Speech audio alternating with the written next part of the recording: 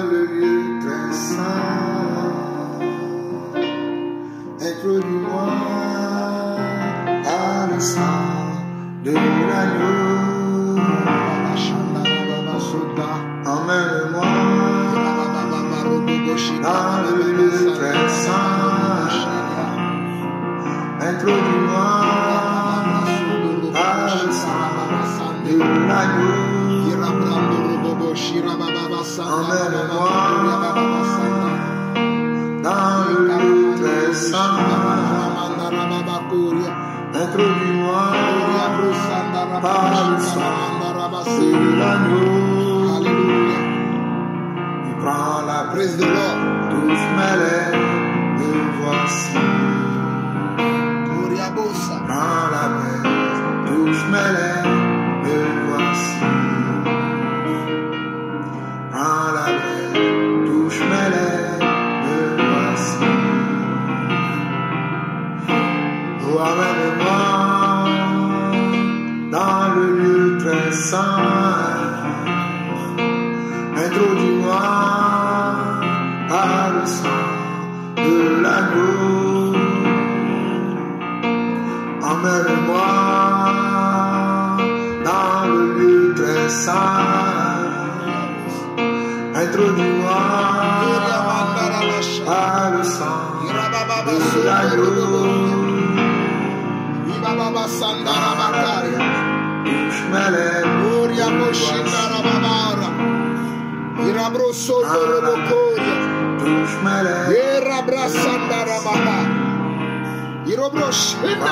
lèvres, touche mes lèvres. Oui, amène-moi dans le lieu très saint.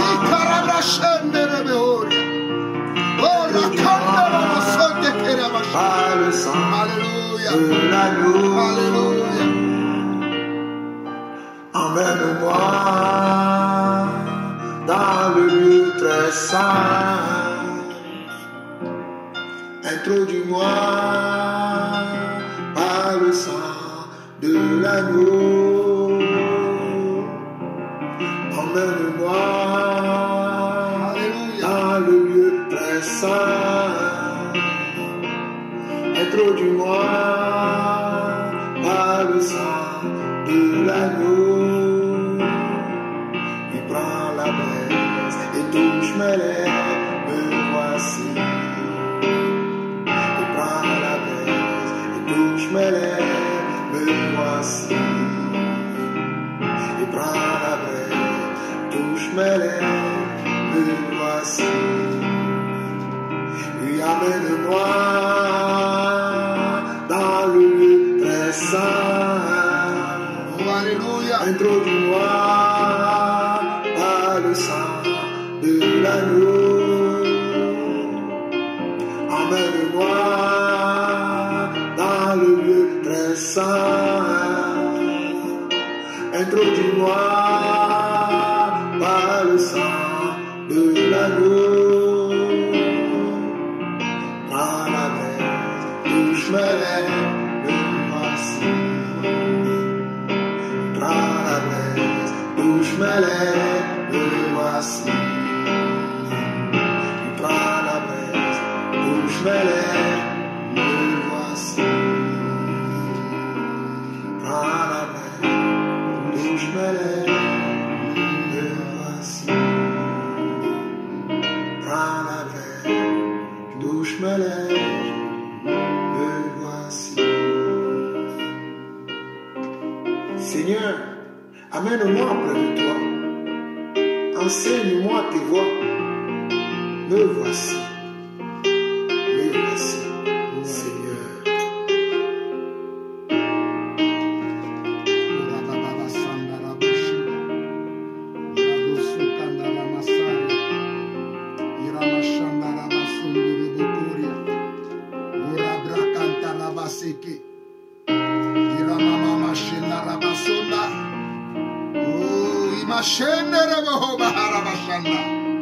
Ikarabose, Rebre Shinna Mahamaya, Marobro Sinne Brekende, Ikarababa Bashanda Rabasota, rekei terabarabo shanda marimo sondo robokoria ima sende reki marosondo ima brashenda ramaharia oria kendere meseria ima shando roborobra rekeri baba shende yoria kandara masata rekei rabosoto rotrokinda mahama yesheria ikaramasondo roborokonda ramasheke irabrasende reme irababa shanda ramabraya yorio kori beshende rebeseda ramandori kanda ramase ikerebra shindo romokori basanda. Hallelujah, hallelujah, hallelujah. Ni maumye dakpe na o. Nye kafo, nye dowo nkoreji. Wenye mnya maula, wenye mnya be si josila. Apeta nye dakpe na o. Ne o amenu veve de siadeta. Wega formida dagwe otome lenkeke siaji yenye ameji ma dakpe na o. Ma do nkoreji, ma do bubu onkonchi. Elabe wonko efo onko katatala. Owo yoa amlima memau agakpe sese yuda jata wonko ye ponuko katata me dakpe na o. Si biare sike ne gaso agbegbon do menye ndeke ya me dakpe na o e me do wonko reji bubu plenty kokona o so mavo imavo me bubu plenty kokona o so mavo imavo me apeto me dakpe na o de nyano visio le toji o le nyanko segera de dakpe na o. Ne dakpona ro ba gbeta, ne dakpona ro ba fome de siadeta, ye ne dakpona ro ba viota, ne dakpona ro sronta, ye ne ga dakpona apeto, be onta ne gana, be e se si ke du ko de siade le to ga poyame. La e vemio mianu, be mianya ga no agbagbo domela. E se onye, e la be e do badadeva, e do triakode, si o yo ko be COVID-19, voye na be mioya, ye ga kotola agbagbo domela, ye kafu onkoda, ye do onkodeji. Bubu klenchi kona nchi kokona o so mavo imavo me le mia peta Yesu Kristo n'a pas voulu là Yesu Kristo peut comme amen novi nyemile se mia novi Jean-Paul Lawson benko mia novi mia ba apôtre de cas que non a Paris benko mi laissé enko nyeni Jean-Paul Lawson mle do gbena meyo amesi komo jesimo amo ko nko nyame ke nkume mnyoa nyawe na ngale dogbe mo ma glona mi menare mi laissé mia novi mia be do sola mia be subola Jean-Paul Lawson allo apôtre Jean-Paul Lawson menko yo ke ma usona ma enime ntamani apostolo le ka le apostolo ke ka ko domela mi dakpena yowa de ebe amenuveveta mi dakpena yowa de ba amisisi sike o tsunami be mi adegbe fa ye nyanwera mi dakpene mi dakpene yowa maune irami nyamesi ko le tojia mi le seigneur novi Jean-Paul Lawson megbe nyaka novi Jean-Paul Lawson nasona mi ndekayo et rakene mi seva yoa nyanovi Jean-Paul Lawson un peu dinenebera rale blomenare bon alors toi ne ployi ebe no pe kokoyame ne ployi ebe no pe kokoyame ne waso nu triako sofion mi dakpene maure ne neberata maune irami maune gasiaminami ke alomia ba doben kore jiune ne faso yedia ndekeya. Et n'y avait verré la cordinam. Et n'y avait verré la cordinam. Dieu m'a donné Togo du quoi. Et n'y avait verré. Et nous bara, nous tiako. Et nous ma joko. Alors nous que Jonami Sena. Alors nous que Jonami Amero Pona. Et nous on va les jo. Y'a une chambassé. Y'a un temps à pas fourni le Togo ni m'a dit le lomé. Mi lomé, mi le lomé. Y'a n'y avait dere jeto menam. Et n'y a qu'à n'y avait le gain jeto menamo. Enyade enya bada enya nyon tota mena Kristo tawa senene benyo vade ke nya varwa bibe mia we sibere ke Bible ande mona mi benare ne maso do va le va Kristo hamea de ke mia ten chite mia wonyaroa nya wenene mchitere nyanchi mnizere ka mizevo mizeton voa enya de ke be le gbeglea ni ko ba le gbeglea wa kinga maso yinjia mle dogbena miabe frère ka ke ntoji nyare joro o yabe frère Justin mdogbena o mle dogbena esron ta mle dogbena o cha ye ngbale dogbena frère Hugues mle dogbena frère Jean-Claude ye mle dogbena no viveve do sola do wala évangéliste Dominique Eklou Maouneiro mledogena no vigne ao dasara de ka mauba me nouveau mauba me sisine ka no dioke évangéliste Dominique Eklou mledogena Maouneiro mauba me takpako mauba me sisine ka no dio unenema alebe dosi kemie rosso maubola miawo donner Togo du quoi miawo donner mame mau miawo donner Togovio ne Togovio wanyamenare subala o gale ne subara anukwade tongba legbo subara ko pasa egado subara ko pasa nyonuodo subara ko onya jerato oni fafito omu rosubo subon tota soma ubovo omu royoyo de ko soma ubovo yo va la mo bleu egbiare wanya mena nyamere o yare oyomie mi royoyo asokaka ma ubovae no vigne Dominique Eklou mauba misisi mauba menuveve mauba metakpakpo ne nokuo ne dos gi me ma uso dasina mia we kaka so yomelo maune gayoke no vigne togoto enu kanyi nyale jo ye egbe le senkonye nye mle pompole e français gbeme ma va we le français gbeme cha vo benare nu ke via me are amen to be gbeme yo gronere obe nu ke ne via me a amen to be gbeme yo gronele enu na be nyaya nyemji ma glole français gbeme tutu bon ma glole mianto mia de gbeme ne tokovi wanye benare ne mba ona enseignement le français gbeme cha tokovi mini tokovi di mini o jim le togo machine togo kakava le do e pe vade kengba va jova abloti va yovo ni ngadi français yovo ni ngadi ye français yovo ni ngadi ye ntoye mva toma udo ajile enyakani nyanibe nyento mundi sailome depuis le 26 avril emle lome ye frère de ka oyonebe frère Justin frère Justin wa depuis mi dogole 2019 mais parce que 2019 ma minga ilome ye mva alors conférence moi même ça Jesse frère Justin et ça 2019 kakane gbea ne ku frère Justin ku de frère wo pata kaka de frère Dominique won keke dia que mi yovi viva ya mi le kade de me ye o sona nu so bonye o sena nu sronyo o sena nu fiafianyo ye ne nyare le wasia o so bionam et nous que va le joindre avec que Dominique adio avec que Dominique are on no church le mesa church que mo no sa egbe angbale church won ento to na mbe we pia me ton ya ye ngba yi na church won church ya ben ko ere ni mivea o le church ya ben mivea ye plola que le church wanu alors pasteur que le church ya noa e ben ko ni Timothée Akangaku pasteur qui prend la church wanu pasteur ben ko ni Timothée Akangaku nous que va le jolly church wanu me et nous que va jefie mva ti tebe ma ponpo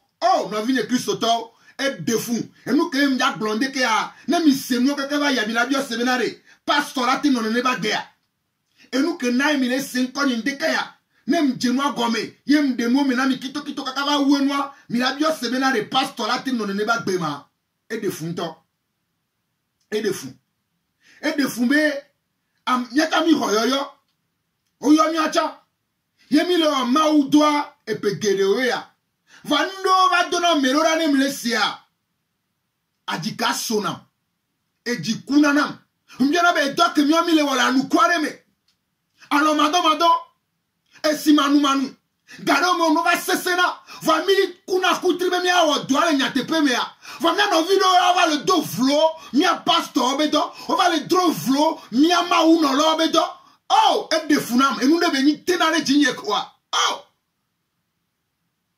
e va na gbemena o va zuna mi a pastor de na pastor kekem o va sona mi a pastor kekem so do sako de kame va kafla o be ne jure didiare e bu batro le nkone gba didiwi ino do na lo la hwe o be ne jure didia e jure ba le nkone gba didiwi ina ndeke anyaya mwonya kaka voaje mva ba je du kotogo du kwa kaka senya enu kene le jole togo du kwa se vevie toi amoko ina église Mivea amoko ina église Mivea chapelle des élus amoko ina tochiwa wa onto mjibi wa senya chuchuba quand Togo du quoi, qu'on doit rire qu'on y a quelque chose. À mon côté, il y a église Mivea. Mission, la voix de l'Éternel des armées. Chapelle des élus. Waouh, le son y a Aroura. À mon côté, il y a église Mivea. Église Mivea. Mission, la voix de l'Éternel des armées. Maintenant, il y a une mission de la voix de l'Éternel des armées. Il y a une mission de la voix de l'Éternel de Satan. Il y a apôtre Jean-Paul Lawson, même nous me menons. Église de la voix de l'Éternel des armées. Mission, la voix de Satan. Et nous, qu'est-ce qu'on a? Et nous, quel est le job? Il n'y a même pas ce que les promis. Il y a Timothée à Kangaku. Il y a Timothée à Kangaku. À Mesron, comme Dina. Et Dina Mesron. Il y a mis quoi? Et Capomo. Que nous avons portable à mi quoi? Mais bon, dans mes photos de DLM. Bon, dans mes photos. Bon, dans mes images de grands téléphones menés. Il y a besoin d'aller dire. Il y a nos vies de cas. Il y a mes frères de cas. Comme il y a mes frères Justin. Et va les dire soin. Et soin, on a dans les bas. Et soin, on va do, et dans un pédé. Kenny était là dans un pédé. Puis il y a son pédé, et nous, on donne un petit. Il y a mes frère Justin, mais sur un dans un pédé. Parce que frère Justin, mais sur un temps, t'es là, béni. Dans un pédé, nous, ainsi va. Il y a mes maman, nous, fions nous, à moi, les dans un pédé, mais. Maman, nous, fions nous, des violets, dans un peu, qu'on doit, mais. Voilà. Ne, allez, Kébé. Sœur avant Douamea. Pasteur avant nous dit Achi. Mais pasteur que Miléabe Dominique, que Miléabe, quand Miléabe Timothée à Kangakwa, avant nous dit Assi, dès que nous noir. Avant nous sortir, bon, dans mes photos, on a fait le téléphone, mais. Ne, non, nous y avait son, ils m'ont dit, nous avait son, pentagon de Kabeni. Et on a peigné penta, bani staffer. Et on a penta donto, et on a staff tanto, bah, et il a maudit et siaï. Ne nous soyons mondiaux. Les Québécois pas sur la tenue nous suit dans la tenue nous moabe. Ne pas viande dans la Rome. Bah va yak play hôtel. Oh no vini otoko du quoi mi seigneur akum ne pas sur la tenue ne va bien. Pasteur là tu vas nous tourner Amérique sur les si. Ah yes franjo imoji. Il be blé ou sur un coup de viande derrière. Oh kenyi pasteur. On va nous tourner nous moabe là. Ne blé viande vi ferme ve kon pas de pia mais à dentro toi. Ne blé de Rome. Ne va va yak play hôtel. Nous venons Togoto et nous où nous n'am. Nous venons Christo, nous venons pasteur, nous venons apostolo, nous venons prophète. Nous sommes la fille de nos seigneurs. Maou ne casse d'ingino. Nous sommes à terre ou délémé. Et nous venons pasteur. Mila te va nous dire non moi. Pasteur que nous des servants et sur la sio. On va nous dire mais vous me serons. Mais à deux gars. Abe à deux gars le bureau mais. Abe à deux gars le chat qui rend même temps gohan. Oh! Togoto, ao! Et de fouet. Togoto, nous sommes en train Togo be Christo, nous sommes en Mia Togo be Christo, nous sommes en ma noix, tere digné, tola. Oh! Mia Togo be Christo, mia Togo be pastor, nous sommes en Yenene? Mia be pastor. Comment on a pastor Boubouto? Mais il y a une radio bonne évangile, il y a une radio bonne nouvelle. Et Christ, maintenant, mi menare. Amérique, peut-être, il y a une radio de l'évangile, radio bonne nouvelle, mon radio kamea non. Mon mena mi a une radio dit, vers le moment où il n'y a pas de à miama ou les coups de. Niento tamile si à peine cogné. Tout niento à peine chaîne que niento nous dit Jean-Paul Lawson, mais chaîne en diarrhée. Mien comme mena non chaîne. Alors on va ina radio ready. Alors didi pen pa mo ready. Me ma kakama unya me gome benare. Me nya tepe me. Me gome ni benare. Ma ou le kudomo. Nous ke mi la sonya. Me ma ou le kudom. Alors me lo dona ma ware. A pas gbono no me mi la sonyale.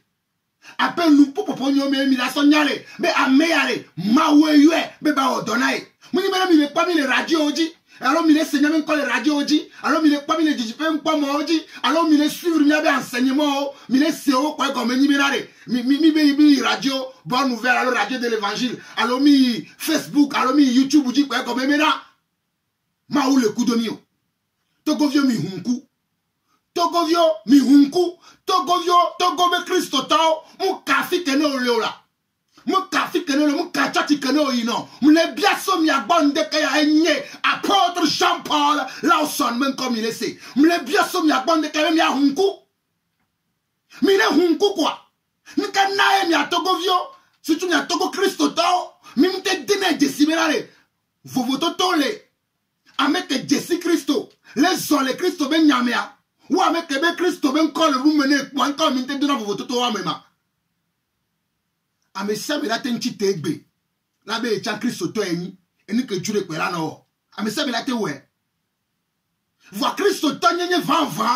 Nyabe nou popo me, nyabe azonizonzon me, nyabe nou onon me. Yo la sa de Jésus be nye Christo to van.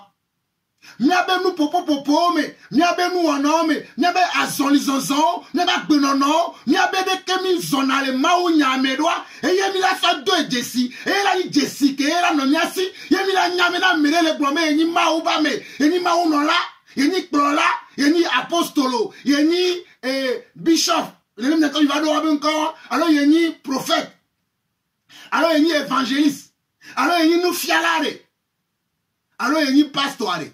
Eba benono, eba zonlizonzon, eba nou fiao, surtout eba nou popopo, kudo eba benono, le ntoba rome, kudo le tchatirame are, yemi la sa de sibenare, ame are, pastor nyere beni, ame are, prophète nyere beni, ame are, apostolo nyere, apôtre nyere beni, ame are, évangéliste nyere beni, voilà mwenye toba ame a ina gradio di, et la télévision dit, alors, un temps de télévision, quand Gohan, comme même ma ou le coup d'américain. Togo Christo ta hunku. Togo Christo ta hunku. Yéli mia so inyadia. Ale kebe pastor. Keni pastor que do mivea. Kenele. Segbe alolo côté. Non le lomé. Non, je suis segbe, alors je suis logotea. Tu as les mois du fou. Non, so, adido comme moi, auto ngonyamenchi, auto lankuvinti zare quoi. Ou la quoi tu as qu'un bolano dje. Segbe, yo le yota tu abe mivea. Ye amete pronato tu as, o le yo abe Timothée à Kangaku. Vois Edo diacro, kolenchi. Diacre de Carmen Kwani Hugues, de Katwani Jean-Claude, Ndoko Kudo Hugues Zeve, Ndoko Kudo Jean-Claude Zereka, Ndoko Kudo Hugues Keleni Pastor Yakole Yobe Timothée, Ndoko Kudo Ebe Diacre Kole Yobe Huga, Nekwimi Doko Zeve, Ndoko Ebe Diacre Vegon Kole Yobe Jean-Claude, Wakudo Hugues, Kudo Nekudo Frère Justin, Minani, mi ponpo kure nyake mi da sendeke ya, Minani mi ponpo se di, Kengwe le mamlame ya, Mbadoko Kudo, Wobe Pastor Antoko le Yobe Timothée Akangakwa, Mundoko Kui. Pastor Nkponyara Merepepe Jio. Mbunyara Modo Mentoton, Ebe Nyani Magloma Uwe Nyakuyo, et moi le téléphone à Minanto Milase. Voilà que mes pasteurs, et me le blonamiwa, et va le dire à Mesron. Elle le dit frère Justron Mesron. Frère Justron Mesron, Corona Bekaï, Nyantami Suebe Kaka, elle va le dire ne me nyonwa. Yabina le tenyon abena, ya deux bon, ya ne anigba, ya deux bon, ya pla, ya ne aroué, ya deux bon, et ya deux bon, mais il t'a payé nami, il me le béni ou là. Vois pasteur, Justin Kudo Swan Kaya, et boyo Jesubo Subo comme de diale. Et toi marié, quand boyo Justin la de Kaya, pasteur enten non-con, yo va un agma, quand ça de nyonwa. Non, on va ni éviter la souwe.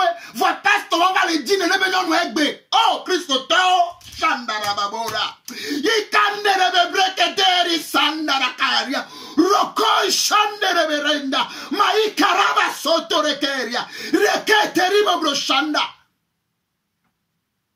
Mais laissez-nous comme le Guanovi et Christo Tao. Togovio. Dès que le pasteur Kole Yobe Timothée à Kangakwa. Et il y a un nongo. Ye frère Justin, soit des soins-caï, les bédjilaobo. Voyez bien, les pasteur que les Timothée à Kangakwa, là-bas, on dit, Kaïwa, que une toi de Nebera, mais vu qu'on avait frère Justin, et va le petit tébé à Donon ou à Bo. Il y a nous soit immondi, nous soit que nous pentalo staffeur, et il a mondi Gassia Gamea, Galemo il a Mali, Galemo là il Burkina, Galemo là il Coutenois, et là-bas, on tenait non ou à Benare. Ne soit le là-bas, on tenait Benare, ne be viol, et venu souviens me veiller le voici. Ne ble viol de Rome, ne bava, il y a deux bon, il y a hôtel. Alors, ne la longtemps, il y a une temps, il avait bon les sourabe Rome. Et sourabe Rome, ne y a deux bon, le founet de viol, dans l'emploi, il y avait deux bon. Et nous, là, il n'y a pas sur la tête de pompon. Il y a bien le don pour ne tu gagner à Gassia Game. Ne tu gagner à dormir les bois, les wabé tela dent, peut te bédobé à chaque fois, tu as vu quoi, au civil, mais là, le don pour ne à Gassia Game, il y a deux bon. Hein? Bon, dans les photos, ma soeur, le téléphone numéro. Des man dit, mais il y a les Guinée, alors il y a les à non pas yoa. Des man dit, mais il y a deux founes, non pas yoa. Pasteur Timothée à Kangaku, il est on est né. Pasteur Timothée à Kangaku, il est on est né. Non, vigno, ni ma pompo souvent. Dès que nous entendons Jorware, mirase, mia novi, mia beseur, kain tola pompo. Ne nyase deke enuajo ye kain to kase unamia miraselo mino todi kain to la glonya deke pastor wana nyaselo mino toaji eizande la hone na ha abeka me gano ko yana ko yana kofide enyi mia o men no ma trova ngodome enyaya mino toji ne nyasenya enyaya ele vevere enoi ele vevere nyanto miase Justin to di chitiari amere yo ento gmana kwa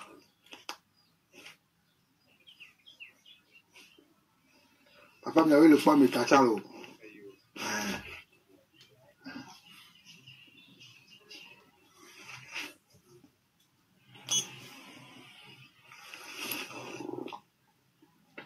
ok. Voilà, je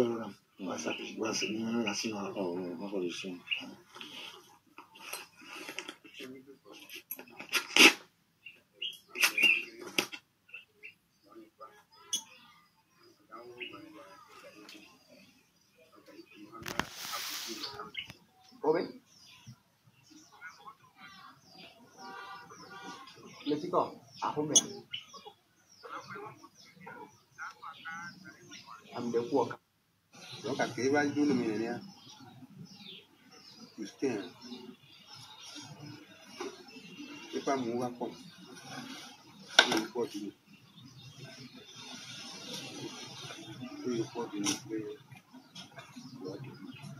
và apple cái cô liu này để tôi liu cô ở đây cao còn đấy nhắm cho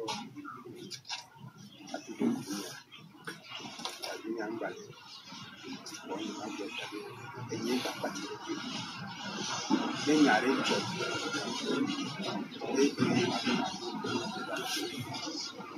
kita bukan job tapi nyari tahun,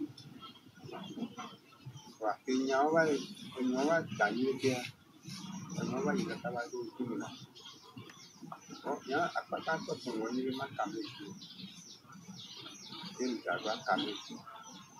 Vì nhắc của nhà nhân đi nó nằm ở đây nhưng quay về những chuyện cái buổi dùng thì nó bị cái quả nhà nó cũng là bằng cùng lên cái nhà rồi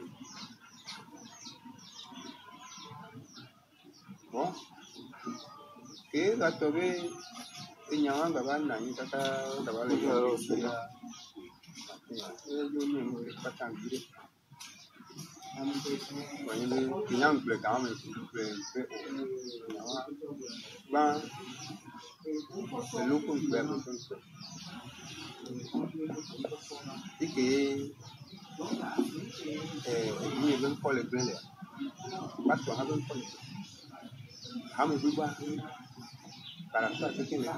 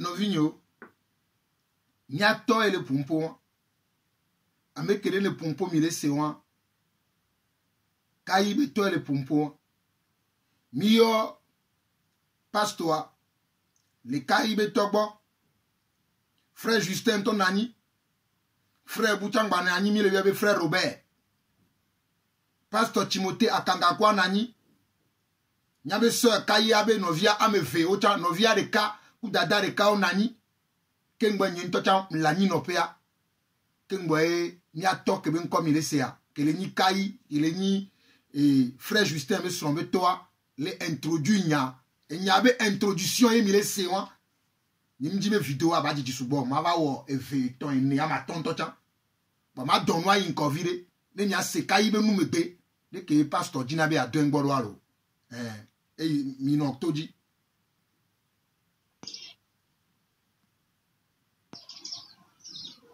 On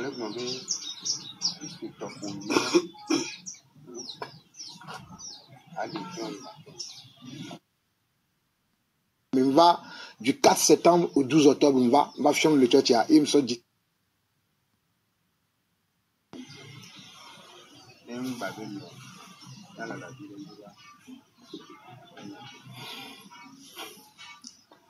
Papa mi dakwe ni se mko blanc kimia na la po view baba ya ni jijo gane na mchandika mbali po nya OTP si veut dire que Justin Blanenia nya depuis 26 et ngboba asanta le sunango et que ngboba ni nya mpechambe ndele jore Justin Jireko. Parce que comme d'ici Justin lo, j'ai un pasteur jam, j'ai un pasteur d'or. Mbana wane lo, mais quand mbana wane lo, vous défi comme là. Ma globé mon pasteur, on tombe titre via depuis 2007. Oui, mon pasteur de titre. Wa me le suboma ou on a donc mbaba ko pasteur de titre. Wa ma globé pasteur chotiri no fie ça et be angbalo. On a funa be et ko on a le digu church aso.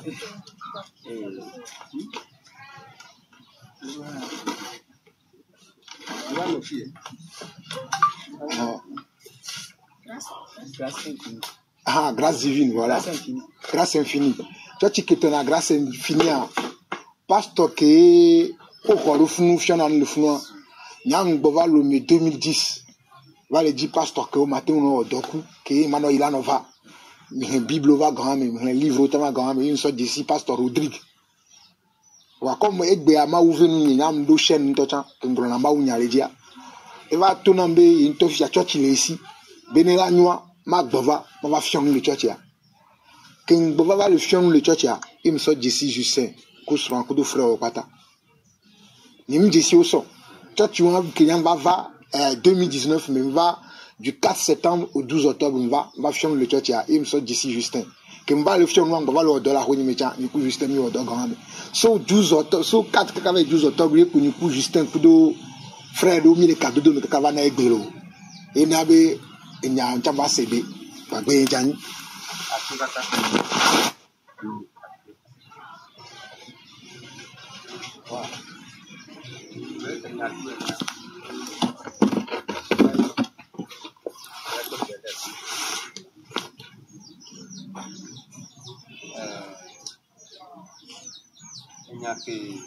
Son tarea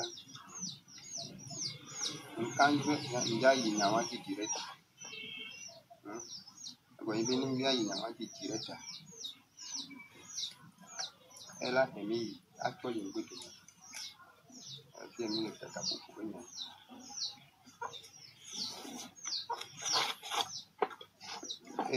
esombe ese na pastor ne de apostolique tonini sokeni aloni nilo na pastor sonhane de Cristo tonini Cristo que veio suare e me mal vovon bon ça va le que veio amdi maso de kanya a travers enia enyama son le nombre Cristo tokuni ali bon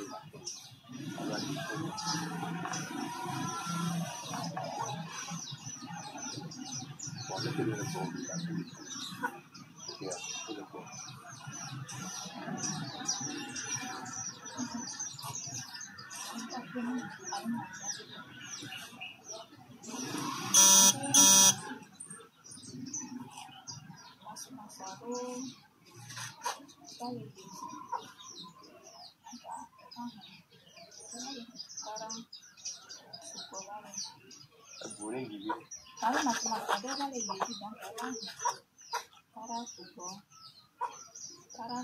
bang, so memang ini bagus.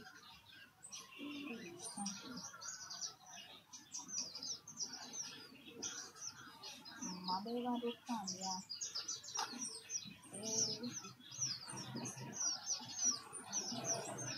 kontaknya. Dari semakin kiri mana, orang semakin asisten dengan ada itu dengan berfoto, maka dari samping kiri yang mana dan waktu itu lebih fokus kami, saya dan ini. Sí, porque pasa que yo también me ocupa sobre comunicación y más me quedan empezando todo me quería pasar porque ya no está machine me ocupa sobre todo en la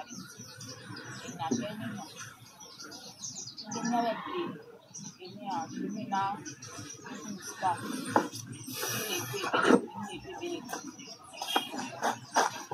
maka mama eba bezu wa kemu die kwa eba le kwa me pasobo ole ola tu bezu kore ko ni kwa yo le tena kana Juan Paul, le woman Paul Valley, they are why you are the city. Can you ever as Yamia? A pet for Tamili, Yaquetia, and February.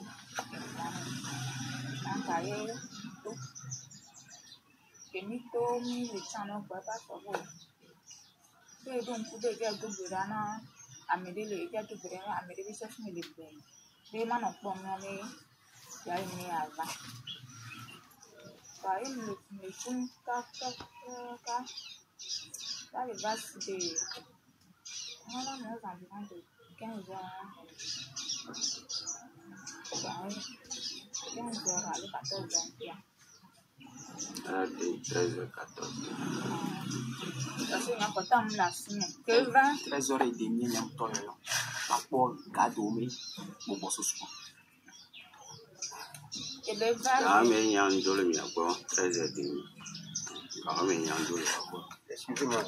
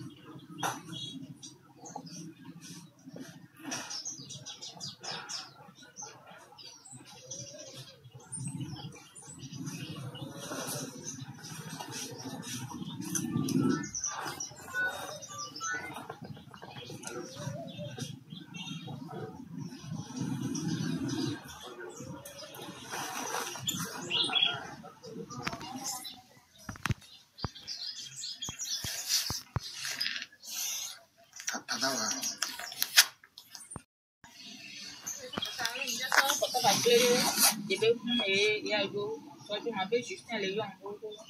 Je vais décrocher. Et ça, portable à son nom. Et je sens un contrôle de la un beau bébé, mais il a pleinement rien. Il pleinement caméra. Ah, que ni pleinement voix. On ne pas sortir. Et là, moi, c'est que je sens les s'enflammer, moi. Et là, moi, j'en ai bavard expliqué. Dès que moi, soit il doit. On va planer. Ah, que ni va. Pas sur le bébé, ma yeux, ma yeux.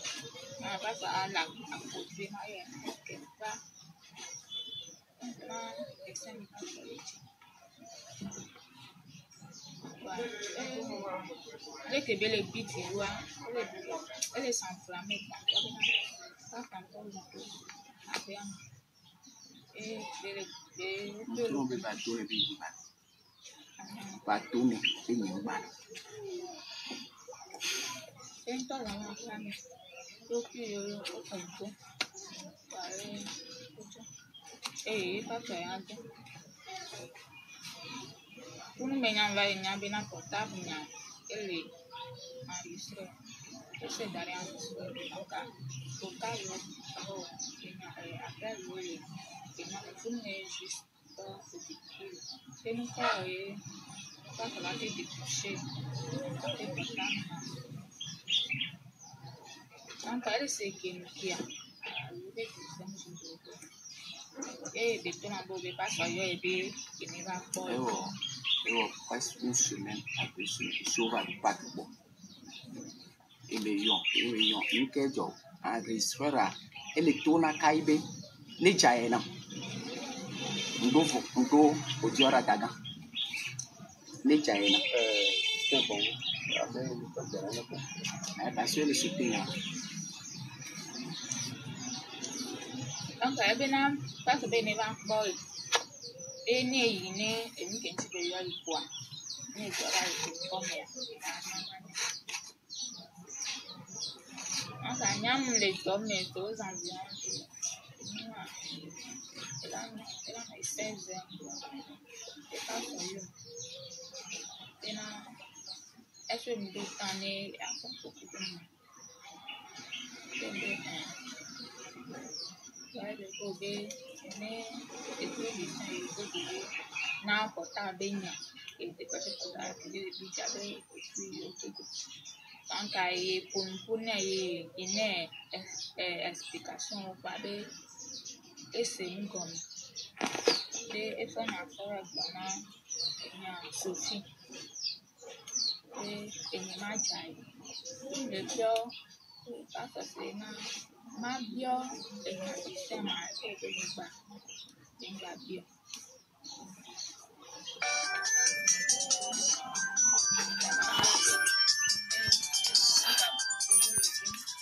Et bien, je ne viens pas. Et je sais bien, c'est une fois de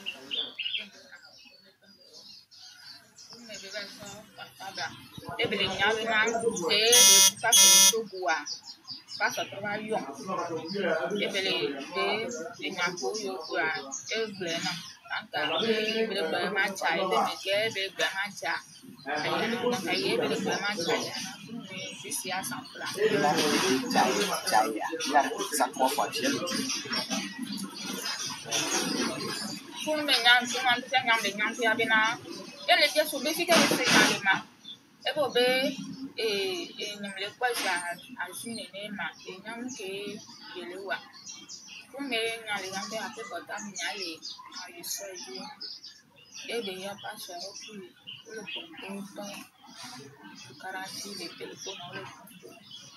Maka makanya ini ada kami dia. Ini yang kuasa.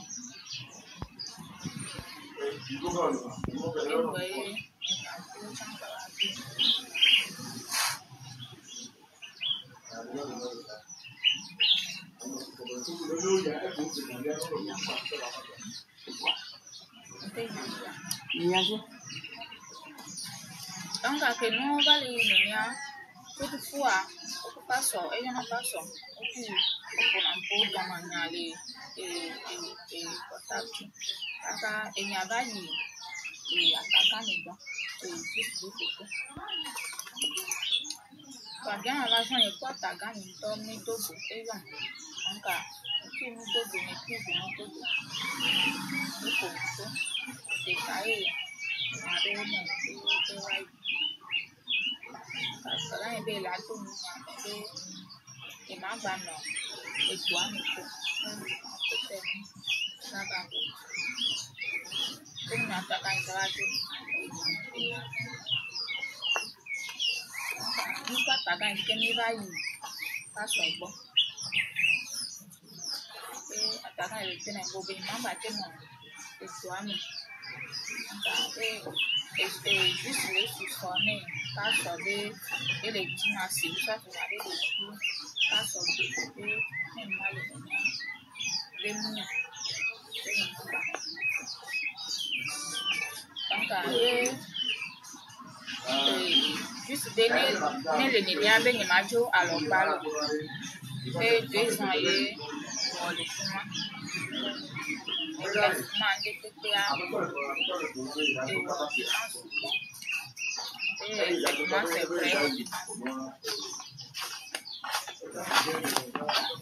Moi,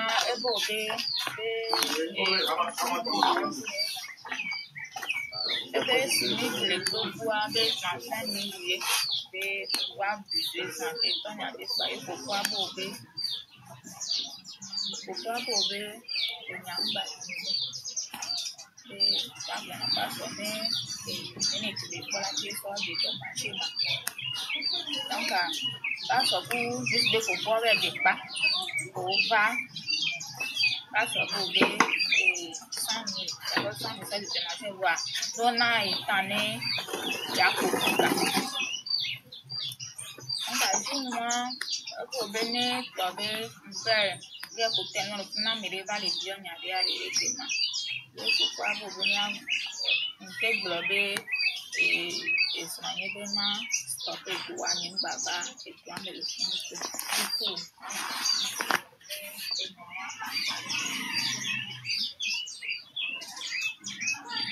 Donc, je ne donne pas vraiment un vrai problème.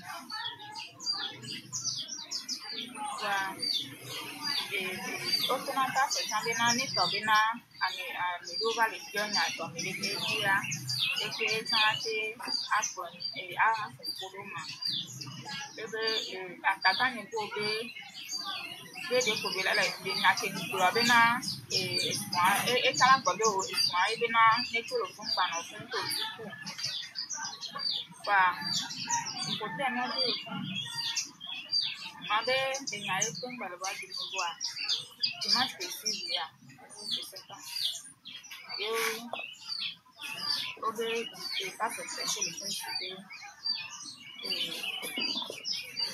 À mes autres, je dois faire des courses, au devoir de tous les. Tanya ini potong, baru makanya lah tuh justru itu dia bisa pelan. Dan encore ni la donne à voir. Ah, c'est la baba non. Donc, nous devons faire ça au bout du match. Donc, il y a des gens qui ont juste pas sans plan. Et des ballons, à ce moment, et il y a tout le engagement que nous prenons comme mot de Dieu. Et baba les bonnes, puis la taille, puis alors que c'est les deux nous les deux. Nous nous battons.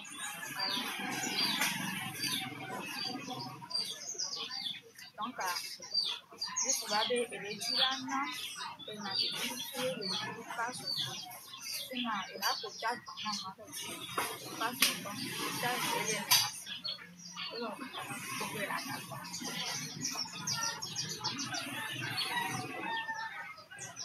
ne rato ma be paso entonces solo que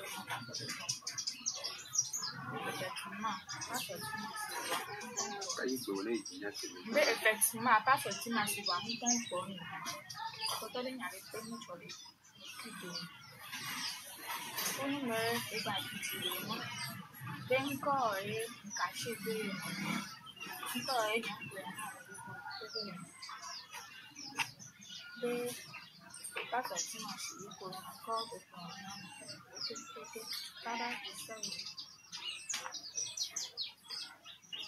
donc, à une vision paille, imagine. Quand un béjo il devient, les choses de ça selon pour le bientôt pour les le fond des ah c'est mieux pour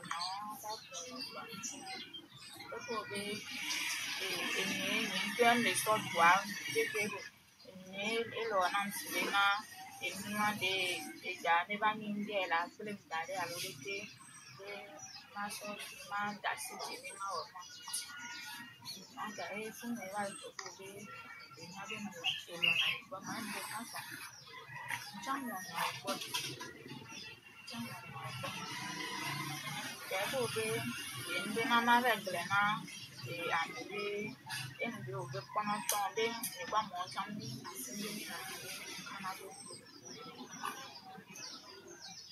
cái bộ cái lần này có cái bộ cá sấu chắc là nào có sẽ đâu có để có để nhau rồi có một cái hỏi les propositions et les collaborateurs ne se connaissent pas. Par exemple, nous avons un secret,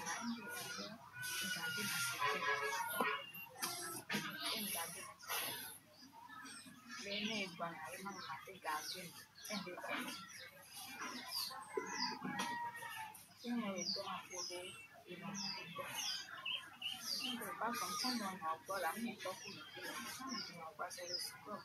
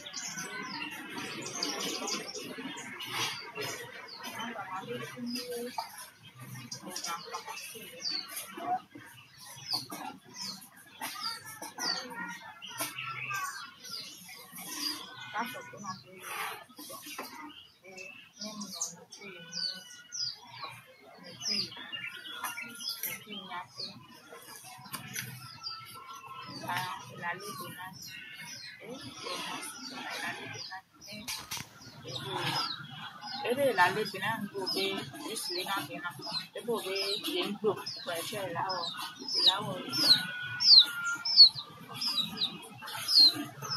ara ke ma che kama ya hananga champa ya kanya jure ngam tone bena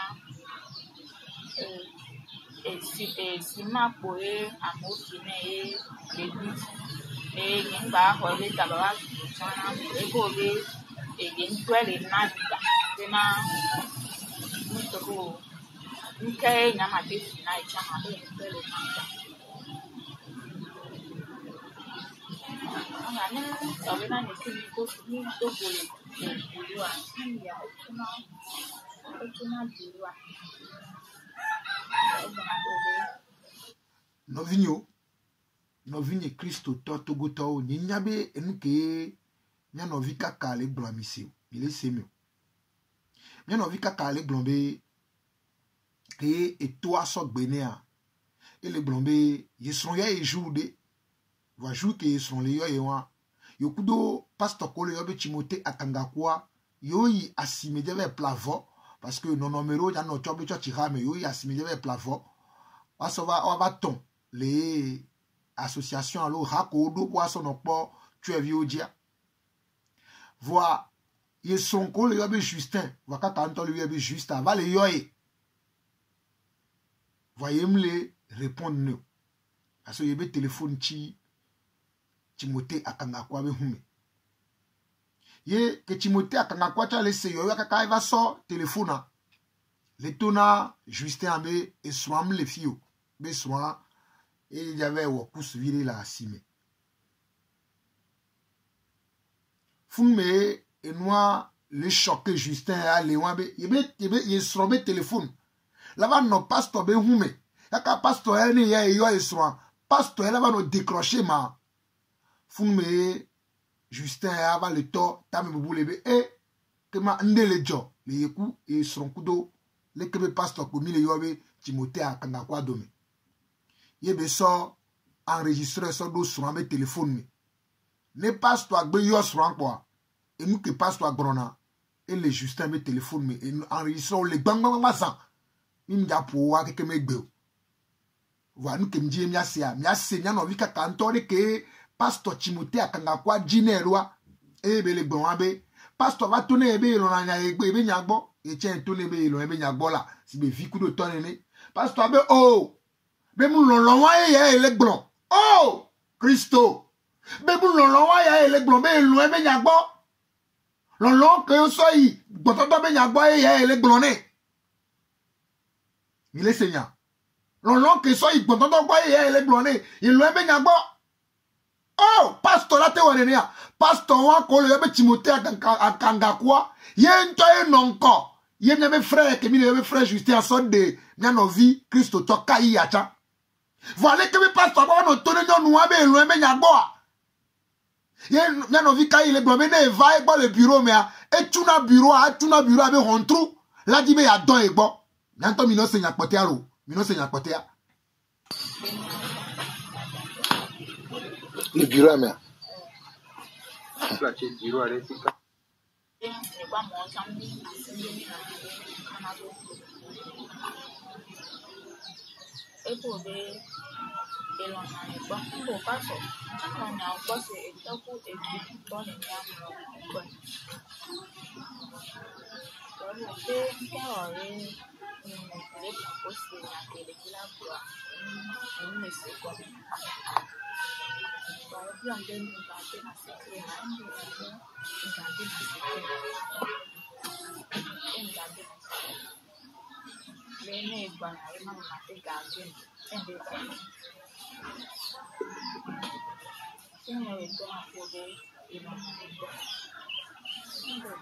Novinho, mile seigneur. Mi pare que m'yabe pasteur, que m'yabe Timothée akangakwa e bada ni. M'jesi Yesu Christo. Va le tuna a mesrouabe, elle a ten gardé secret ma. Bene la gardé secret a. E nyare le si e la glone. E nyai nyako, e lueme nyagbo. no la glombe lo me nyagba secret be nyabela ni oblona mi pare que nyame pasteur travailler na me psychologiquement o la ble dominant psychologiquement o la ba sok bon me nous sendo sok ble dominami mi pare que nyame pasteur ona nyamo ko le mi veare nous que nyame pasteur ona wa nyamo ko mi fo nyame mi vea Timothée akanga kwa ekbo yo la passa et nous que be ona nous gomme que ngba no fiam nous bula taro adia e mi le sewa mi la sento be nous me bezane ya fami pare que be le tona me srona ame kenya bebe sron non nous que ento non ko yo so dia e va le tona no avec bebe ye lo e be nyagbo oh my god e de funam to e de funam mi senya lo mi senya voilà mi to ku no pa se lo ko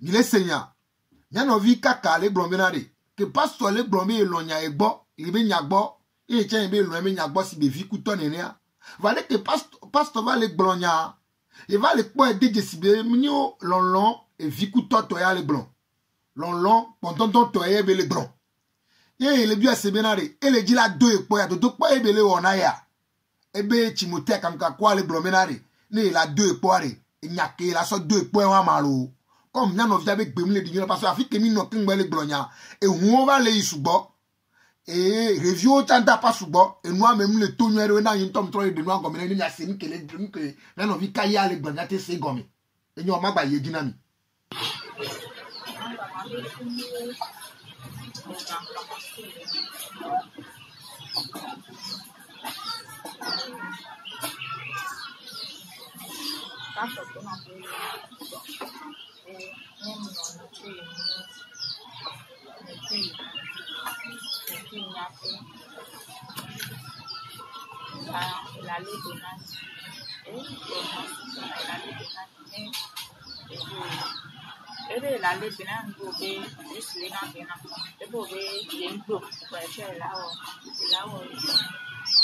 Mille Seigneur, pasteur le tona, frère Justin avait sombé, né long, et il y le toit, va pasteur sur les silos, pasteur Kenel, pasteur Timothée à Kangakwa de sur les silos, va être le tonner, frère Justin avait son keyen ton encore soit diabéné, long, il est tout cuit, il a les béné.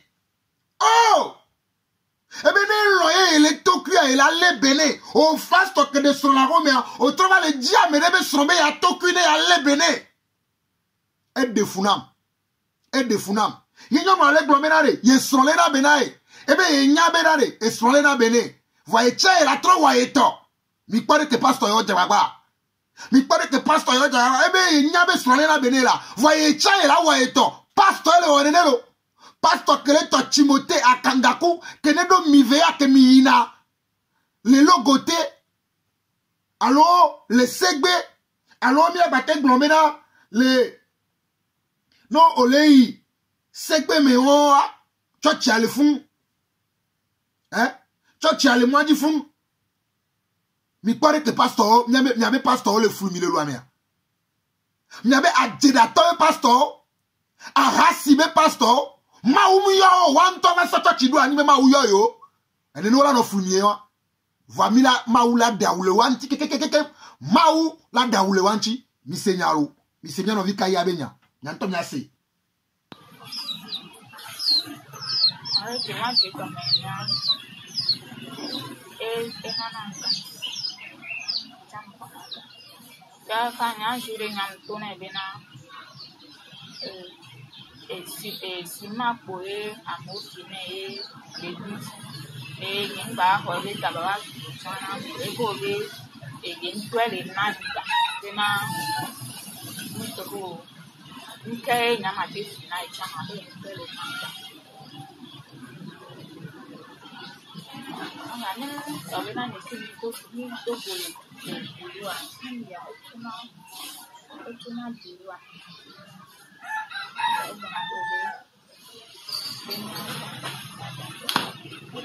Le bureau à main.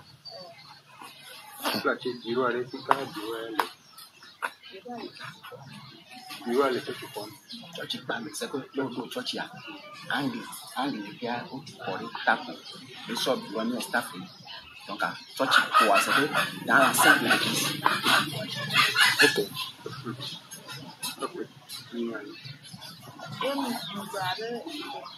That's the name nice bena atop one le do ya kwa la top one and then well bena be na so la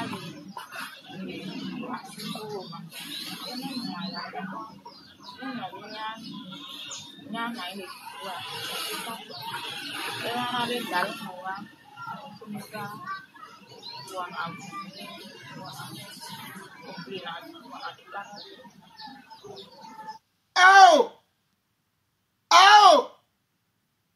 là, et de fou là.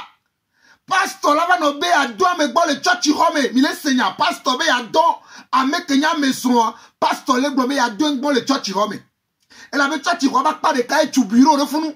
Ye be gbo be a do a me bo be son gbo le bureau home. Ano da funa me ya le be Timothée akanga kwa nu kebe wonewa ano da funa me be sron be a do gbo oh de funa mla. Oh I kariba raba shenne rebo soka. Nou ken na pastora te wane neo. Ame wane mi la bate yu be pastora. Bia ewa. Muni zereka ebe ono. Muni zeve ebe ono. Gasia gamene be konyo na pa voli na la tamene. Gasia gamene mi be pastor Timothée akanga kwa be po. Nebe frère Justin be sora pa vola li de gagaraga. Ebe la no dompone nyonwa. Avouye ma donné oa. Tu karaima wakioa enyonenea enyonene ma enyoa nyanto mi semia no vika ibe nubegbe alo me nyele kpanyare nchio enu ya nyento mle tepe mle se mle funwa le pastor abe nkume mle senya enya tere jinye sugba me magble togo du kwa ko ase nyem senu yo tongbe po mu sena o la zoge voya vale jole nyento ape nkunye me ke apa fole gbele togo ni madia mbe magbonya togo du kwa ke la selo.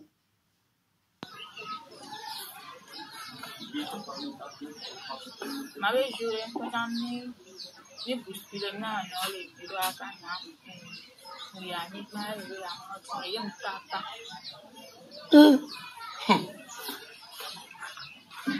Young papa, c'est beau, c'est young baby, c'est young, c'est le word. C'est des machines d'abord, une thing à go in. Elani bogbode jila le kenyam jesi bo elani bogbode jila getu uswat bogbode jila getu nya eko be bogbode to na te to di to na be elon no vigne Christ to mi le seigneur ni mnyame nke mi le nke nya no vi kai le gblon mi le tele seigneur quoi mais no vi kai ya le gblon benare que pasteur ajina be ya davuna e et si a ine egbe dogoku egbe va bureau me kwa jina be adavuna yare il va bien il va le tourner mais oh pasteur kaflan bonbonde le dompona wa alo bonbonde le jina black bedomena wa alo la gble ya et toi pasteur le glona e be bonbonde comment te gble ba bedome e bonbonde comment te dompona yo mi le seigneur pasteur Timothée akanga kwa le gbomenare mi bonbonde pe le dompona yo mi ne me ke bonbonde ke ma te black bedomena ye nchon Negbo lonko, ne ya doengbo. Et c'est et de fou. Oh! Et où il a donné miata. Assimilation pour moi. Pasteur la te va no glonner, pasteur Clinton encore. Yo so de le que venir moi, va le glommer ya donner moi ba le bureau mais le chati robe. Et tere digné de funam. Togovio nyata mi senya akum. Pasteur ben ko le to Timothée atangaku chatia et le no le logoté autologoté tizare pour la quoi. Chatia autologoté tizare o le isegbe pour la quoi chatia. Mi vea ko le blanc. Chatia le mois du funu. Et de funam quoi. Mais le cas pas sur la tête non nene. Et de funam to. Va que minyo nani chare. Mi ne va se pas ton to nous megbe là. Que mi nani nya gbe nya nare. Pas toi soit PCC. M'pa nyare boré pe nous. E ben me kanya mnima. M'pa nyare boré mi la se nto le nto be nous megbe me. Va mi se nyano vi kai to tu balo. Ntona bena be emi aduna foto de to kan. Obo bene le to gbe da chan. Yenu le woni apa. Yenu le a video. Ntona be enya bena bo emi a ekube nbe se ti on ko abana bi wa ba de play kana ni e bo de no le piso na de anda si no le piso Now? Sai. Soalnya contoh. Dapa na trouble na kugwa masi na kuwavia. Nyaonde ne jaon le pina ni fi ninya ni vabedi ni ajira nduare eleve ni ajira kwa ya ni to ajira pa ni ajira to parce que banya sonya e ya ni to la ajira pa banya si kaka globo kware e ke eni jaore Cristo to ni le tira Christian. Cristo ma besoin mal Christian. Le jebleou. Ye mulolo apostolo ore. Ye mulolo Moïse. Ye mulolo David. Amegbalo poni. Egbe amate on vont les côté de. Va Amérique pepem que la ni be je kala ti on vont les côté de fa. Nous voyons. Ni wo Tare. Et c'est pourquoi. Donc, à mi ni ko nya won bosse. Bon ni nya oji na seku. Ole se nya. So nya ko.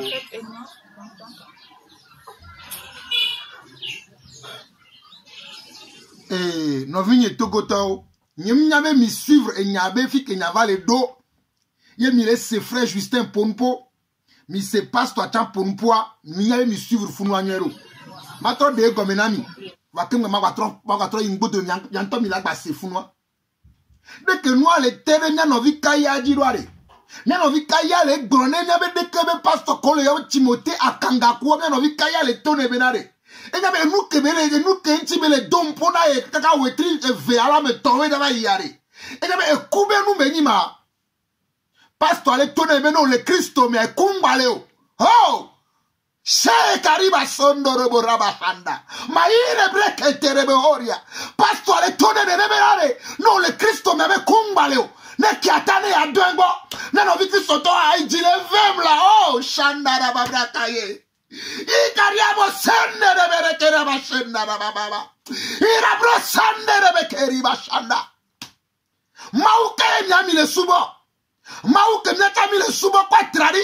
Anu kwale toto enu manu si manu nyan no be nyan ofio nya tepe nya kamile wa nyan nu kene de son la souwe wonto e non ko so de ne ke be nyan wa egbe e vola ba no li la tame no ne nyan wanti o makusi kore fo waje aso fea vo son le otasio la ba no te nyan be ya dengbo le bureau me ça ti ho me te ya do afora ni gba ne ya dengbo e de funam. Et de funanye a toko du corps que de seigneur. Mais ne ne mile wonu ale lo amewa, ye na toko yo mtele hoseo. Mile na be toko be hose mtele ingo. Toko yo le vom ya pastor, mi ama uno lawa toko yo le viomi. Nyamo ko ni pastor le togo e biare. Togo vio le vomi. Nyano doa me srongbo, nyano dia me sron e de fula. Ye non le tono menare e kubeno obeno le Kristo me kumbale. Mi pare ko fluna mia. Mi pare ko sona nyatepia sono flumia. O atro tagune nyatepia. Obena mene le Kristo me kumbale fika be glele. Fika be senyawa le po. Bible ba kata di be po obena mene le Kristo me kumbale. Non le Kristo me. Yo me le son le nyatepia mo. O ka le son le adjedada e fififi arasi wo kudo de siade ke ma un nangbe glongba le son le me kware e kula wo nyatepia la ko gbalo e la be nouveau be fantua ni ku nouveau be fantua le yenye ku e oh pastor ele gbonyawalo pastor temile yo be Timothée akanga kwa into ele gbonyawalo be kumbale non le Christ me kumbale matro ingbodomi nyato si funu anwere ne nyana be ne kemle gbonwa ekpeke mi yenyem seko se na nu yo la zoge nyentom prêcher na nu yo voye ya nyentom va laisser le nyentom apen kunye me yem le se nu yo le are estere dinye subo mi senyara mi sera le bureau à main.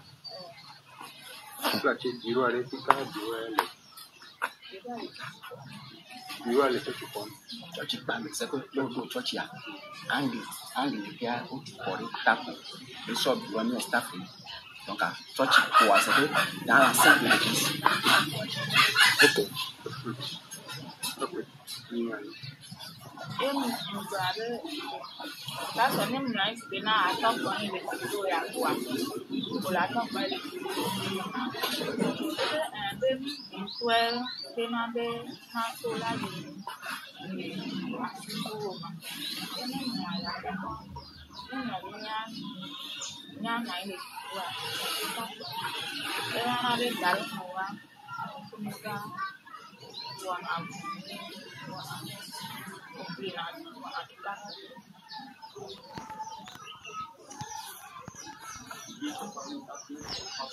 m'avait juré ni bousculer na le bureau à kana ni ani ba le ya mo ye mtata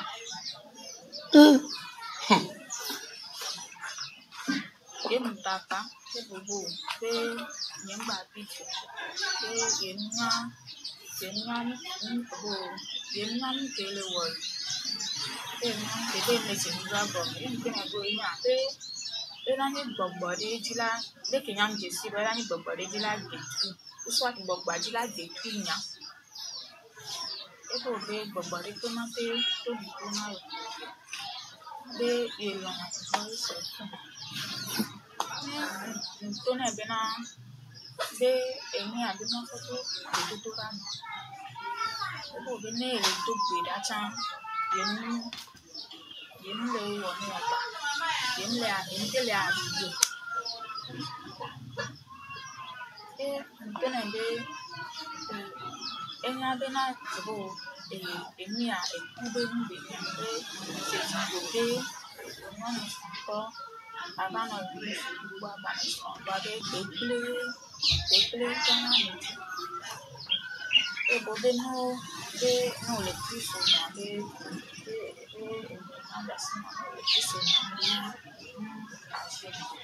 Now?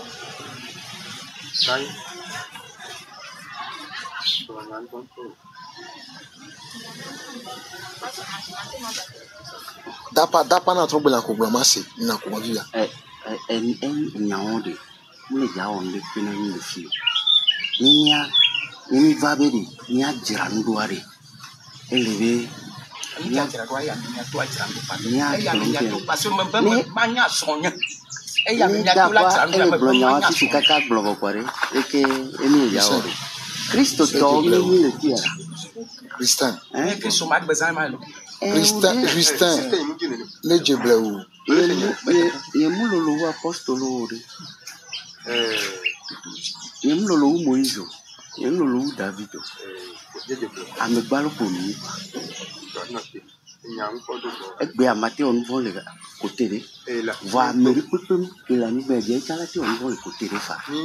Nous voyons ni wo tare Et c'est pourquoi. Donc, à mi on y quoi n'y a pas de bon, il y a ordinaire ce coup. On le sait, on y a pour.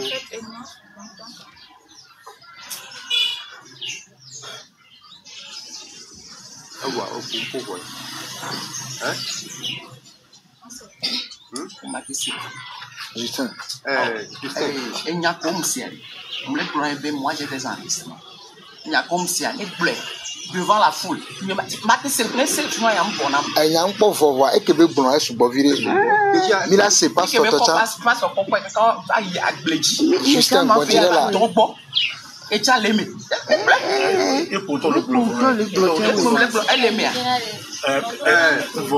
Justin, Brognare non est bello. Justin, n'aime pas qu'il y a pas que vous ne fiez pas au caractère. Et nous trouvons pas du tout. Il y a mon compagnon. Il y a le blanc et quelqu'un qui a beaucoup. Il y a mon compagnon. Merci. Allez, bien, ouais, mais toi, il y a grand monde. Vous le savez. Hein? Merci là. Mais tu vois, tu m'as vu. Je me check là. À tes coups, mais c'est tout ce qu'il fait. Nico, elle a tout bien, moi, vous. Quand il y a un téléphone pour vous.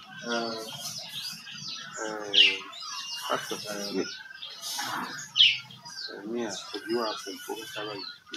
I'm going to do it for bomb. You will not be able to. I'm going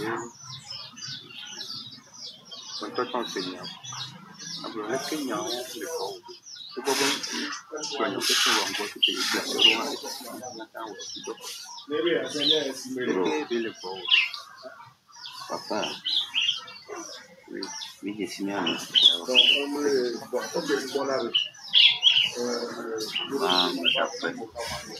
Maintenant, ben, pas bon.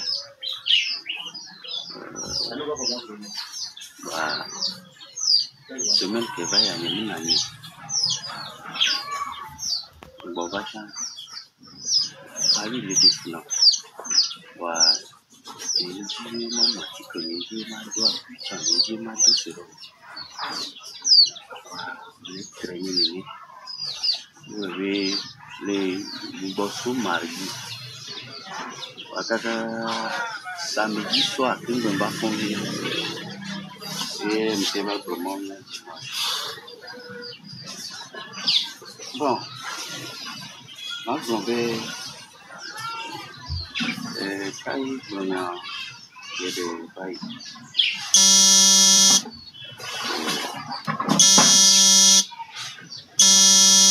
Bref, et il faut il faut faire des niais, des communautés. Pourquoi va ils ont vu ça? Ils n'ont pas bien.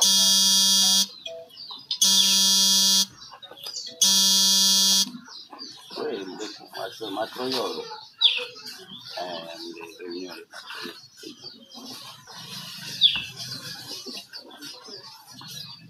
Jadi bikin bisa lepas, mikro, lagi. Yang kena awal ni, nu patah kole wajib ni wakuti. Halo, ni chocia bagba.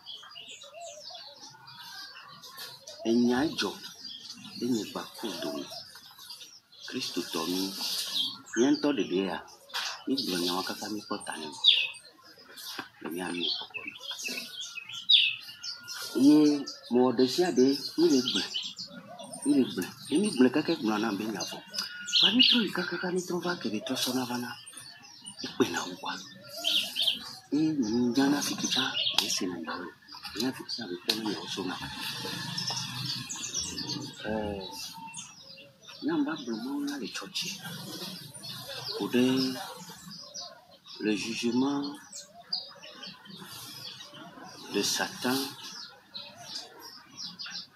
et les incrédules. Et Maou mais me globé.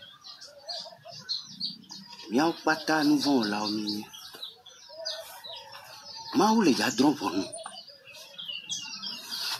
Maou les gadrons pour nous, monsieur. Miao pata, il y a des signes à rokio. Il y a bon, il y a tobo. Parce que il y a un baro à nous.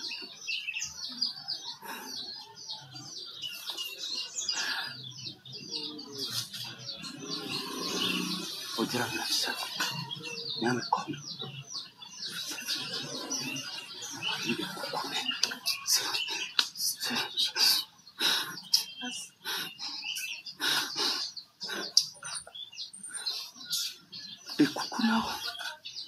Des coucous, toi, fils à fille.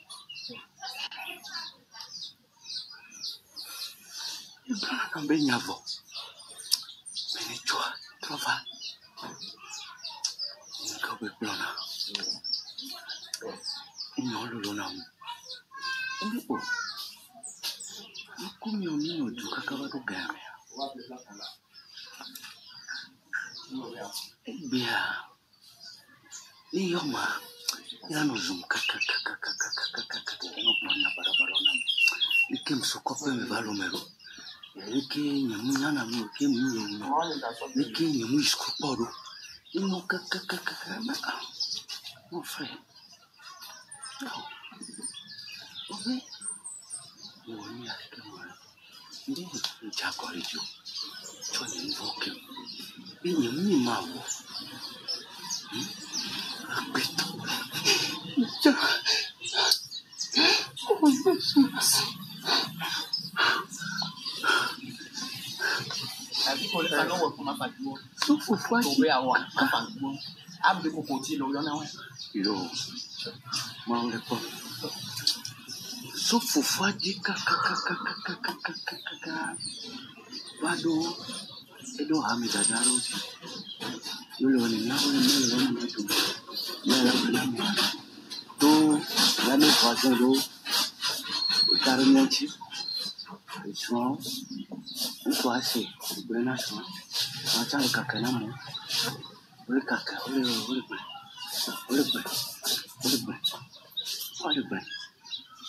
Amorova chochia.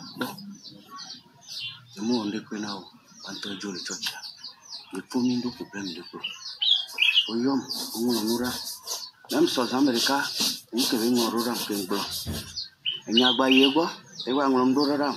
Nko be gba gboro nka ka pata wale portable amina ifi. E tan bazu ebe ni nyama. Ni message. Ya ire ya jira ye ba president do ya nyamaka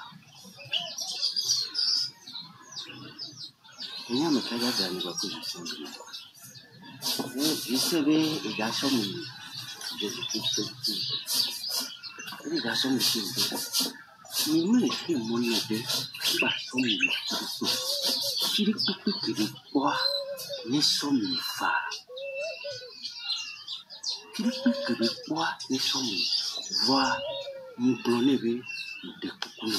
Et ton mito, il ne mouille ni soque. Fallait les monnaie. Et il a son métier, il a son fils. Et tu as vu, ils ont caca, ils ont vu, dans la bonne fille, il a tout goffé, il a des coups, il des blavas, quoi. Il des blavas, mais plus que de le blâmer, des monnaies, quoi, ni ou noir, quoi. Mais oui, les deux, oui.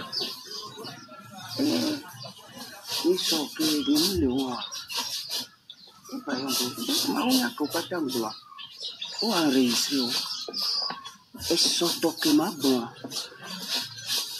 On dirait que j'ai fait. On a répété la fille qui peut aller ici. Et il y a, il connaît. Il y a pour très. Bah c'est. Il y a donc. Et tu as 2 millions. Et puis, à ma grande surprise, on pleva, alors nous avons travaillé. Il y a, mais le président de Yomaï, il y a le blanc, il y a ma blanc, quoi. À Béton, il y a Agbeto ni ma wo. Wa ma wo ya le kwa. Le ma wo ya ke bon me. Ni bon barade pe. Le gamelia. Ni la politique. Ni bon barade pe yo du senko. Ni bon barade pe yo kakanko. Pourquoi le nom pourquoi nous donnons bon kaka bon voyer. Robert a le fille Eva Bonnie. Et mauna et de défia. Et yo yesro. Ye tourne bena. Et faut les que nous quoi je tourne bena nyami ye babe. Et tourne bena. Mau ploye kaka va église mivea. Ye kuye fofo pastorika. Umwere. Ye mau le tona ebe ye ne denule nyawame. Ye musole na podemu Robert Mudaja. E musole na podemu beni. No journal ani bayaji. Le Bible amentocha ni mauba mede wondea. Nyawam ka. Wa medo la bana hebika mi ye jawe. E jawo leke ya. Nyen ko le Bible ameto. Parce mauba meya ukuma we donya. Eni mauba me jagola merijia ya de kokuna meya ni jagola meaji voa me a mesia me do gombe sese na Bible da mesia me la ti wo ndekpe kebe ati wo banye mbu fon mi ripo ke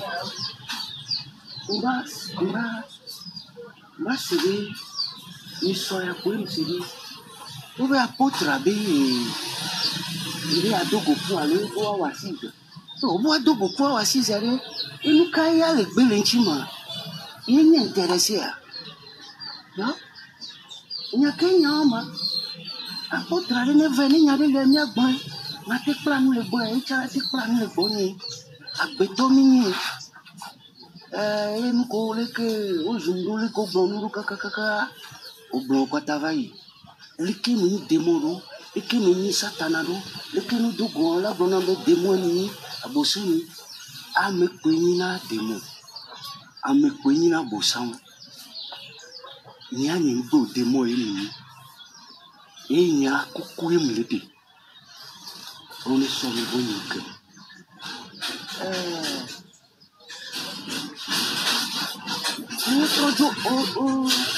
otro jo le watia otro yi non videji oyo na non vide ba yele le mi ave amiame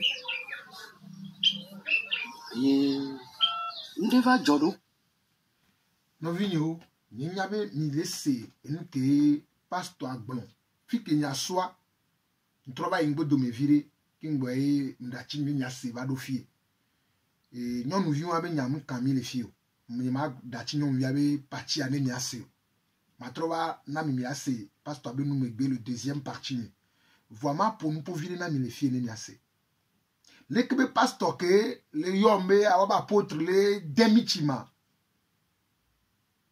et de fou quoi nani mpoto nyave vero me gbe yin sugbon le demichien va mi sere ka post nyave pastor le glombe yemi Mose yemi Davido amekpe wana ngbegble be mekele fie mu wana ngbegble po mi pore ke pastor trola tagune nyatepea mi le pore ke nyave pastor o le tro tagune nyatepea no onu bara enu maye enu kem jeba gbetone wa mi pore ko le wa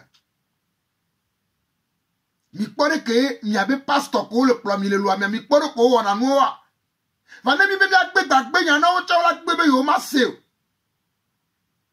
be ye toko yo doa e po yo la o mi pore ke be le gbon be mi abe ke le fia mi amu wonu fon po wa enya am camero yo kwa mi ade ke donya ya mi am camero po be le tro tagune nya o shande de be la ba ira bro sondo robo sheka et il y a un métogo du quoi là c'est et de fou quoi et de fou toi pasteur moi il y a le téléphone 2 ou 3 jours avant qu'un boy avant notre dogo ma pour na nyase nous que nous poke mpona ma pour na mine nyase lo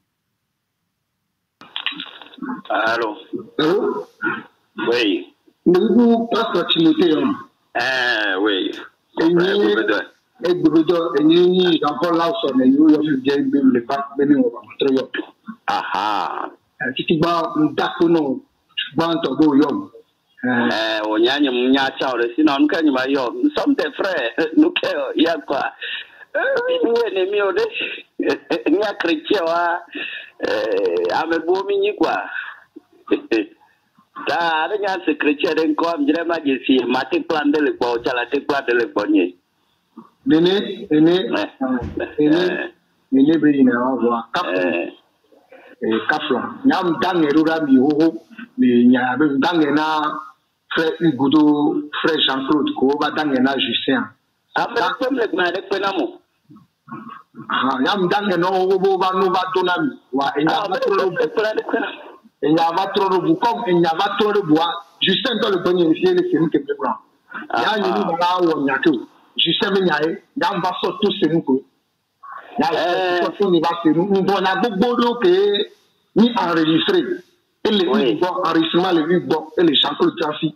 Et nous, nous, les babas, nous, nous, nous, nous, nous, et Maba Brona, Baba Brona. Voilà, nous, tout autant qu'on est à Clanois. Mad Kunobe, no Bejo, Ugudo, Sanko de Bois. Ola so, Mukemi Blanc, Keminayam Kemi Blanc.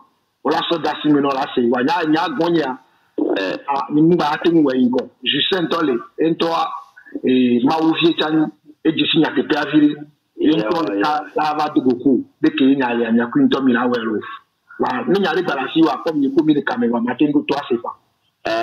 Sinon, Nia Didinia Kenyibe. Mia Jessimiano, no. Sino yari, Mia Jessimiano, Nendelea, Mia Gerardondelea, Mia Brenda, Mia Milotona Fianupede, quoi.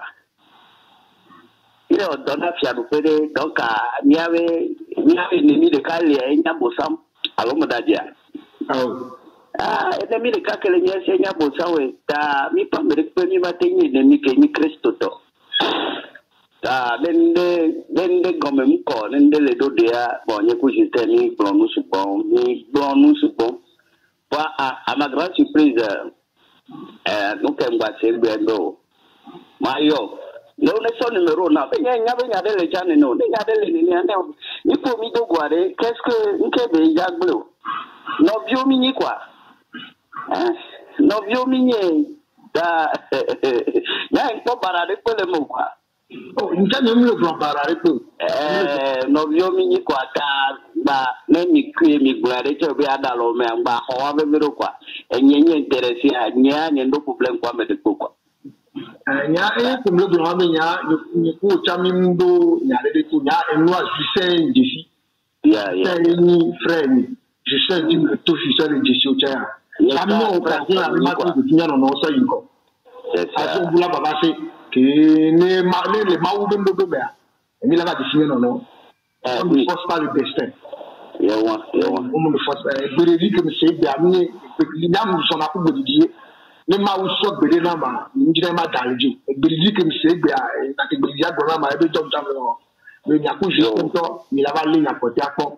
Mais Amérique à Novia, Amérique de la Novia, l'Amérique de la Novia, dès qu'il y a un temps, il a donné l'école, juste un temps, le ciel était.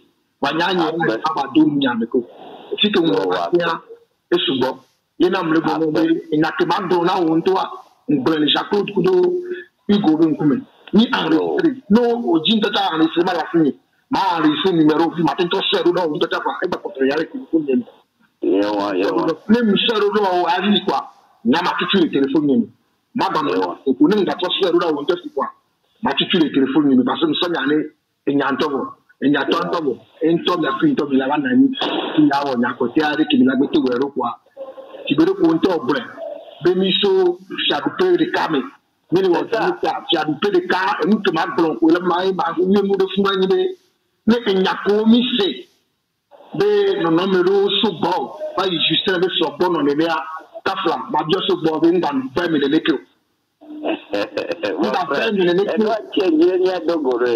parce que tu as fait des cas de Diomini, on va y avoir un aglomération quoi. Mais mon faux prophète, faux pasteur, mais on a gagné des années. On a fait un bronawe. Ta amejojo, Ote mbatu na nadome. Yaka Yesu nya petono koko.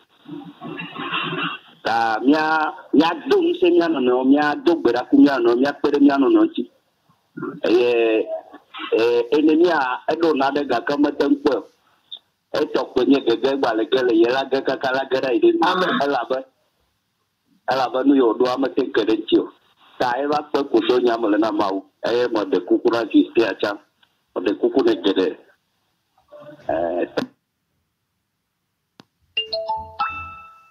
Oui, mes frères, nos vignes, c'est pasteur Abenya. Mi batro c'est il n'y a pas coupé, mais c'est nous on est.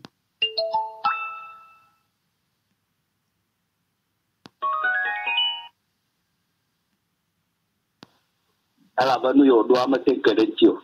Ta eva pe ku do nya mole na mau. Mo de kukura ji sti acha. Mo de kuku ne gede. Tare kabe jo mini kwa. Yo, enyo akpe kaka. Akpe no ocha we ekwe mi ma je sini ano no kwa. Dabu me bare na dogo. Yo. Bon après-midi. Bon après-midi. Yo, bye bye. Enyo, no vinyo mi senya. Pasteur Timothée a Kengbe Milano Dogo. Et 3 jours avant, les nous comme il essayait, les demi-team, les zoom, les pognas, les miam, les pépoa. Et il n'y a que des bonhommes, les téléphones à les pronoms, il essayait. 2 jours avant, les yom, les yom, les banques. Menem tous les banques à matroyé, que tous les banques à matroyé, échange que n'y a pas échange à Emile essayant. Que mieux échange à l'année voir, m'tro tonné frère Justin, mais nyam liado dans une semaine. Donc, enyare ale comme le pognaro, enyala va di subo.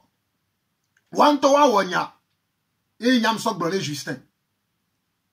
À ma grande surprise, 2 jours après, on fond, alors, 2 jours après, on fond, m'lay service, m'avait permis wopé, j'avais permis.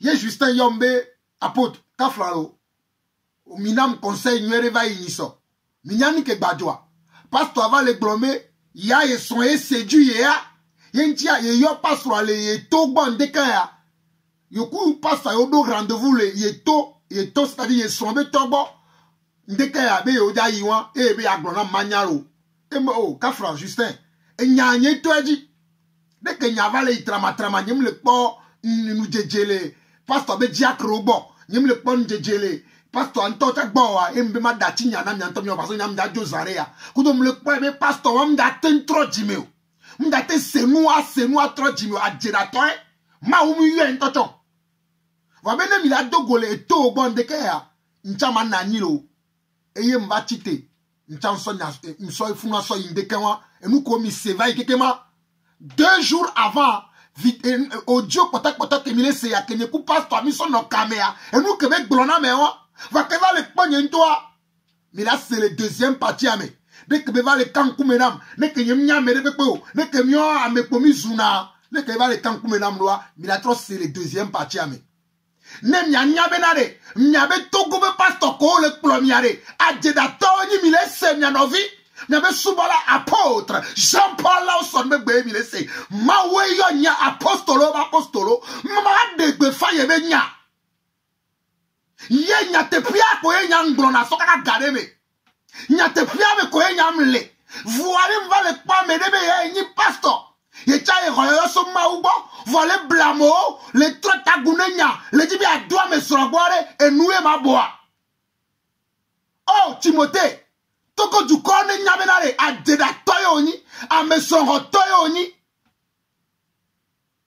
a me bodo dobe bonbon le la meno a deda dabe bonbon le la meno do krito do jibe bonbon le la meno o de ka bonbon ko do subo o le daje o le blamo nyabo ko ina miveare mi senya andeke ya ne mi atrole Timothée ben botome ma umu yade kajeo enye apôtre Jean-Paul sur le pomponami mbema umu ya de kajeo a debeda nanami bema uye ni mawu yua me ade o zona le mawu nyame on va trona ta gune mawu nyo on va dina benare ya no demiti yo no vi poto on va le demiti mio ya mi le bore pemo mi le datere ici mi le ware ke va we va le di mi no vi be sron me ka va di o chan sron po ka flalo ne nye Jean-Paul Lawson kelefia ntan va di amere be sron po ame aneva e du topo va gleme Jean-Paul di e asi ame aneva gleme